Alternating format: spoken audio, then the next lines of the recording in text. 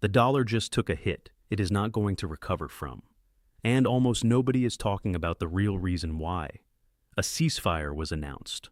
Oil dropped below $100. Markets cheered. Some Korean stocks jumped 11% within the first minutes of trading.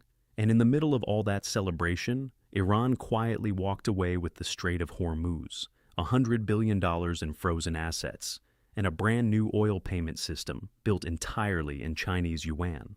That is not a ceasefire. That is a surrender with a press release attached. And today we are going to go through exactly what just happened, what it means for the dollar, what it means for oil, and why France just made a move with its gold reserves that every central bank on earth is going to be studying very carefully for the next decade. So, let us get into it. The 2-week ceasefire was confirmed by both Washington and Tehran. Iran signed off. But the condition Iran placed on that agreement tells you everything you need to know. 0 U.S. attacks on Iranian soil, full stop. And Iran is still in full control of the Strait of Hormuz. Let that sink in for a second. The Strait of Hormuz, the choke point that handles roughly 20% of the entire world's oil supply, still under Iranian authority, still on Iranian terms. Now, the Iranian foreign minister was completely direct about what that means. Safe passage through Hormuz is conditional. It requires coordination with Iranian military forces. In practical terms, what this means is the toll booth is open, but you pay to use it, and here is the critical part. That payment will not be in US dollars. We are looking at Chinese yuan, possibly cryptocurrency, a $2 million toll per vessel, per transit, every day, across one of the busiest shipping lanes on Earth. Do the math on what that revenue stream looks like over a month, over a year, and none of that money touches the dollar system. Now Trump is going to spin this as a mutual ceasefire, a two-sided agreement, and of course he will frame it as a win. But here is the problem with that framing. Iran came into this negotiation with a 10-point peace framework, and the United States has accepted that framework as a workable basis for a lasting deal. That is the moment. That is the thing you need to pay attention to. Because inside that framework are conditions that would have been completely off the table for any previous U.S. administration. The framework requires the U.S. to formally acknowledge Iran's uranium enrichment program without demanding it stop. It requires a non-aggression commitment, and not just any commitment, one backed by Russia and China as guarantors, which means if the U.S. wants to take military action against Iran in the future, Russia and China would have legal and diplomatic standing to push back directly. On top of that, Iran gets permanent operational control over Hormuz, and it gets full sanctions relief. Primary sanctions, secondary sanctions. The entire architecture of financial isolation that Washington spent 20 years building. If Trump agrees to even a handful of those points, this is a strategic defeat. There is no other honest way to describe it. Iran entered this as the smaller military power and is walking out holding the stronger position. That almost never happens, and when it does, it matters enormously. Now let us talk about the sanctions specifically, because the numbers here are staggering and most coverage is not getting into the detail. There are 3 categories Iran wants dismantled. First, the shadow fleet. Iran moves a significant chunk of its oil through vessels that operate outside Western monitoring systems. Right now, any company, port, or insurer that touches those shipments gets punished by the U.S. Lift those sanctions and Iranian oil starts flowing freely into Asia, into Europe where energy prices are still extremely painful for ordinary people. Second, banking isolation. Right now, any foreign bank that processes transactions involving Iranian entities risks losing access to the U.S. dollar clearing system. That single threat has kept the global banking sector away from Iran for years. Remove it, and Iran reconnects to international finance overnight. Third, and this is the biggest one, the asset freezes. The U.S. Treasury alone has blocked access to nearly $2 billion in Iranian funds. Qatar has another $6 billion locked away from the 2018 collapse. And across the full global system, Iran's inaccessible assets are estimated at over $50 billion. That number could be considerably higher. Now, if those assets get released, we are looking at a flood of capital returning to Tehran. Estimates put the total at around $100 billion flowing back. And where does that money go? It is not going into U.S. treasuries. It is not going into Western equities. Iran watched what happened to Russia's frozen assets. They are not making the same mistake. That money gets redirected away from anything the West can touch. Now, before we move on, let us be clear about the kind of player we are actually talking about here. Iran is not a minor oil producer. The country can pump 4.6 million barrels per day. That is more than Kuwait and Bahrain combined. And Iran holds the third largest proven oil reserves on the planet, over 208 billion barrels, behind only Saudi Arabia and Venezuela. Now, previously, Iran was selling its crude at a discount. That discount existed because buyers needed compensation for navigating the sanctions risk. The discount disappears the moment sanctions disappear. And with Hormuz under their control, Iran can actually charge a premium, because they decide who moves oil through the strait and on what terms. So you are looking at an Iran that is producing more, selling at higher prices, collecting tolls on every barrel that passes through Hormuz, and receiving payment in Chinese yuan. Russia and China blocked the UN resolution that would have challenged Iran's Hormuz position. Of course they did. Having a close partner controlling the world's most critical oil choke point is extremely useful. Now let us zoom out, because this is where the long-term damage becomes very clear. The petrodollar arrangement has been the foundation of American financial power for over 50 years. The basic mechanism is this. Countries buy oil in dollars. To buy oil in dollars, they need to hold dollars in reserve. To hold dollars in reserve, they park those reserves in U.S. Treasury bonds. That creates a permanent flow of foreign capital into American debt. It is what allows the U.S. to run enormous deficits without triggering a crisis.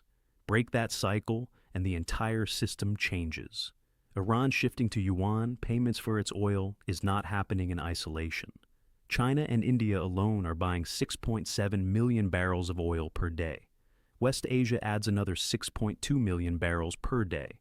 These are buyers who are perfectly comfortable paying in local currencies, in yuan, in rupees. In the more oil trade that bypasses the dollar, the fewer dollars countries need to hold.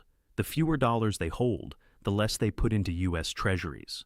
And treasury demand falling means yields rising, which means the cost of servicing America's already massive debt load goes up even further.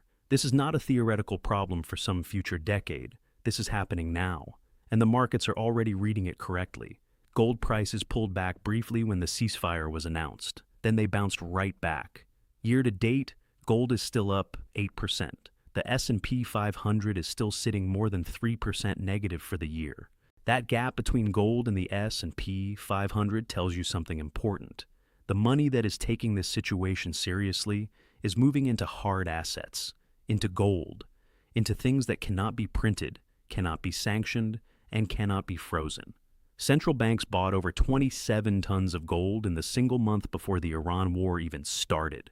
Now think about what that number looks like with Hormuz effectively handed to a non-Western power and the petrodollar showing real cracks. Central banks are going to buy more, a lot more.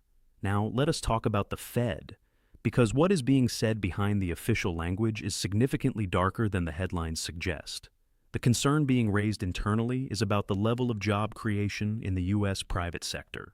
When you take the headline employment data from the past 6 months and strip out what the Fed's own staff believes is statistical overcounting in the numbers, the adjusted figure for net private sector job creation comes out at effectively zero. Not slow, not sluggish. Zero. This is an institution that speaks in the most careful language in the world. When they say effectively zero job creation in the private sector, that is an extraordinary admission. The U.S. economy needs constant expansion to function. Companies need to hire. Consumers need to spend. And right now, neither of those things is happening at anywhere near the required pace. Higher rates and persistent inflation have done real structural damage to household finances. And now you layer an energy shock on top of that. The war has accelerated every trend that was already moving in a bad direction for the U.S. economy. Now, let us get into the gold story, because this is where things get genuinely extraordinary. For most of the past 50 years, the majority of the world's sovereign gold reserves sat in vaults at the Federal Reserve Bank of New York. Countries kept it there because it felt safe, because American dominance made it logical. That logic has broken down. Germany started the repatriation process in 2013. It took until 2017 to complete even part of it. The process was slow. It required American cooperation. There were bureaucratic delays that stretched across years. France just found a completely different way to do it. And it is brilliant. Instead of asking for permission to move their gold, France simply sold its gold holdings in New York at current market prices, booked the dollar proceeds, then used those dollars to buy equivalent gold in European vaults at a slight discount to what they just sold it for in New York. The result? What would have been a 2.9 billion euro accounting loss got flipped into an 8 billion euro profit. Total proceeds from the transaction were 15 billion euros. France forced the United States to purchase French gold using US dollars, took a profit. And now every ounce of French gold is sitting in Paris instead of New York. There is nothing the US can do about this. There is no legal mechanism to refuse to buy gold that France is selling out of American vaults. No diplomatic pushback that makes sense. The US literally cannot say no. And France just handed every central bank on Earth a detailed manual for how to get their gold out of the American system cleanly, quickly, and potentially with a profit. Think about what that means. The Russian precedent changed the calculation for every government that holds reserves in Western financial institutions. Russia had sovereign assets frozen and potentially seized because of political decisions in Washington and Brussels. That used to be unthinkable. Now it has happened. No rational treasury minister can look at that and feel completely comfortable with gold sitting in a New York vault under American jurisdiction. Gold in your own vault has zero confiscation risk. Gold in someone else's vault has non-zero confiscation risk. And after Russia, that risk is no longer theoretical. The French move showed that you can exit the system without confrontation and without waiting years for approval. That changes the calculation for dozens of countries that are quietly watching and taking notes right now. Now, as gold moves out of the New York system, it is moving somewhere. And the geography of that movement tells you where financial power is heading.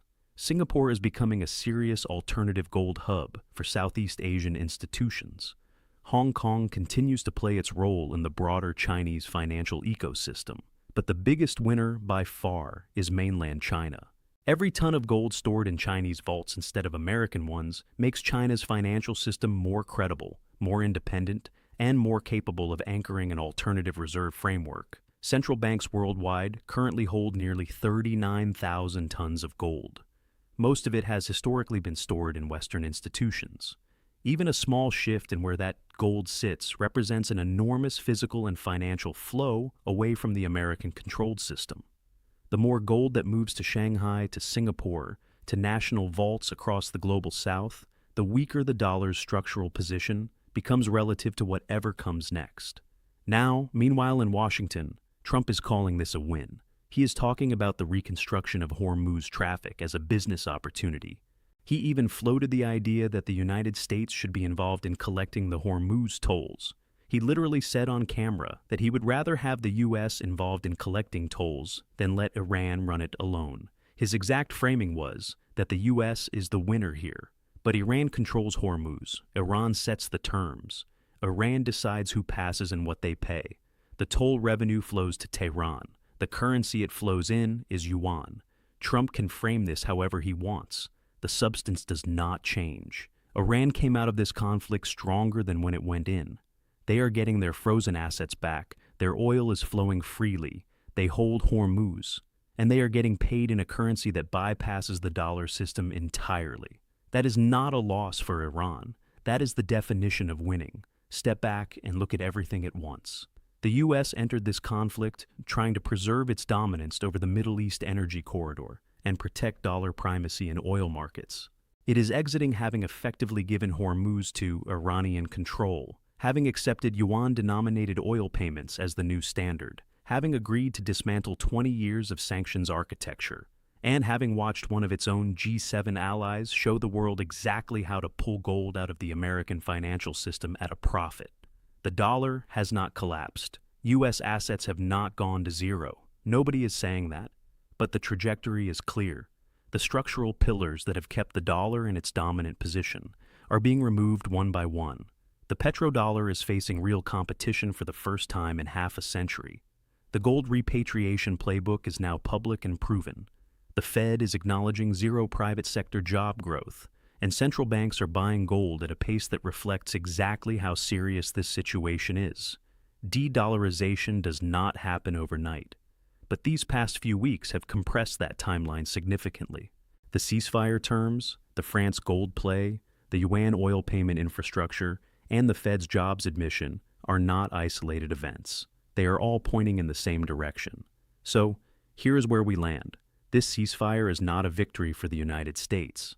It is a managed retreat from a region where American leverage has been fundamentally weakened.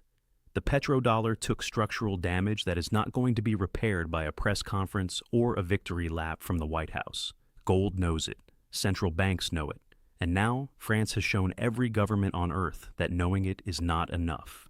You have to act on it. Is this the beginning of the end for dollar hegemony? Is the petrodollar dying faster than most analysts expected? Drop your thoughts in the comments. Stay safe. Hit that subscribe button, because these are exactly the kinds of stories we are going to keep tracking as they develop.